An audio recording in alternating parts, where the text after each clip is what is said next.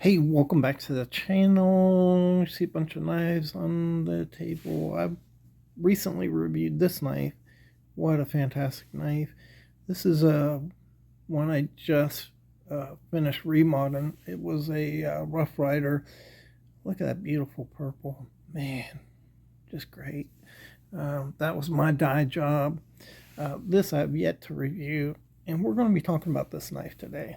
So it is a Robeson. You can see it looks kind of unique, doesn't it? It's really kind of unusual design. Even though it's common serpentine, it just looks different. And so, yeah, we're going to look at that today. It looks yellow in the camera, and actually it is kind of yellow, so I'm not sure whether that was from the beginning or not, but yeah, we're just going to look at it. If you're interested, go ahead and check out the video. All right, I'm inside, and it's looking more and more like winter.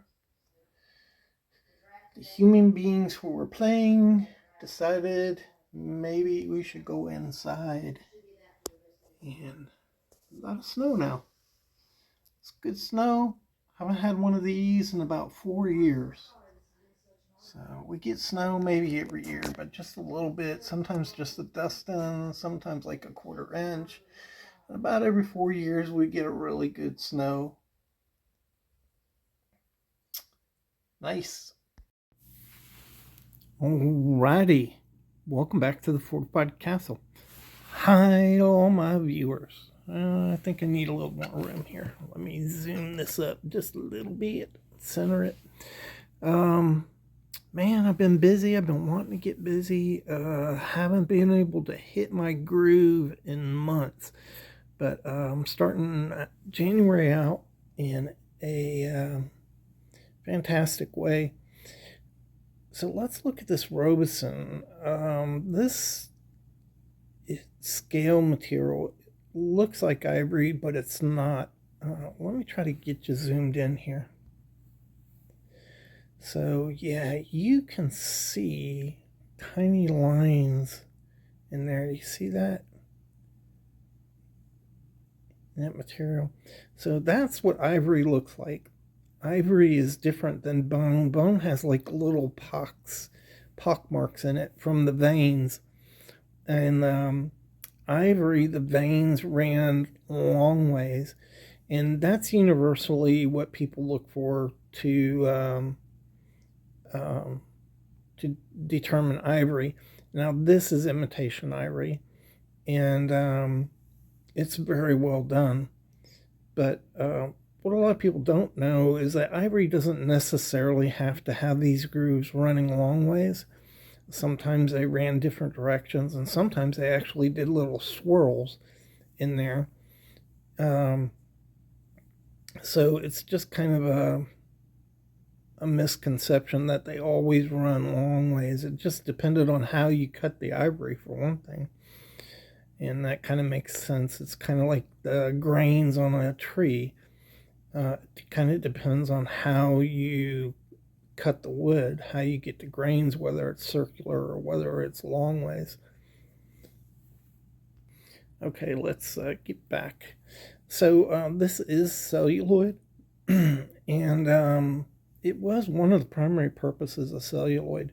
One of the first things they used celluloid for was to imitate ivory. You had environmentalism even back then in the 1800s, and in the 1870s there was a lot of pressure to stop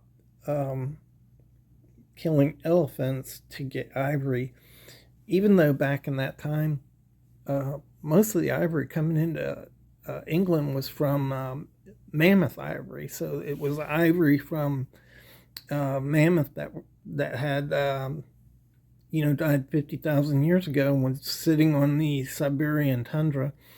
Really amazing. I've seen pictures of ivory stacked up on the docks that it's 2 stories high. And that's really where most of the ivory came from.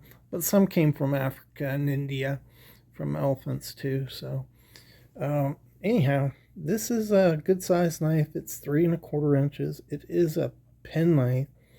But one of the cool things about Robeson is they did things like this.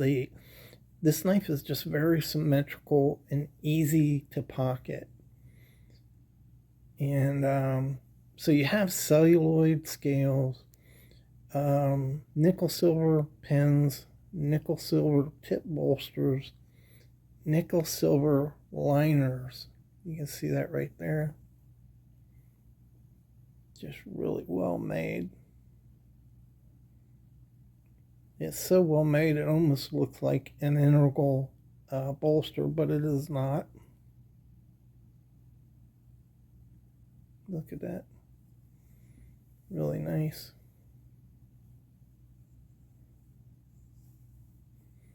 Okay, let's open her up.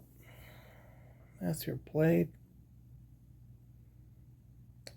Looks like it was probably a sheep's foot blade. That's kind of different also. Not a really pronounced swedge on here. There's a little tiny one right here. Your model number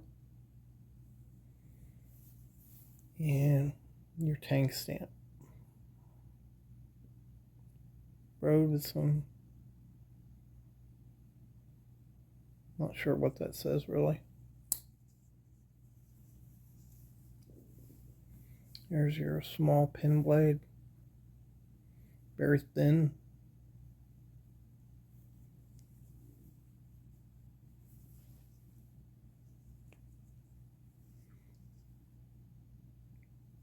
Look at that. The transition is so tight you can't even see it. See right there? Look at that.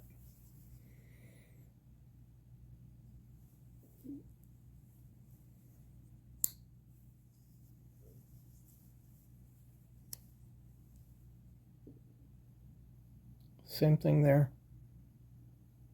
You can hardly see the transitions. That's where it is. Just really well made knife. Man. Robeson made a super knife. If you can get a hold of a good one in good shape. A lot of them were really, they sold them to workers, and so a lot of them are in really rough shape. Sold them to miners, carpenters, people in the trades. Alright, I just wanted to show you a quick video of a really sweet looking knife. This was probably not too expensive, this knife right here. Celluloid scales. Although, you know, the nickel silver liners is an upgrade, so I might be wrong about that too. But it doesn't have any milling on it or anything. So yeah, just a really cool knife. This dates 1921 to 1940. Really cool pre-war knife. All right. Hope you enjoyed it, and I'll see you in the next video.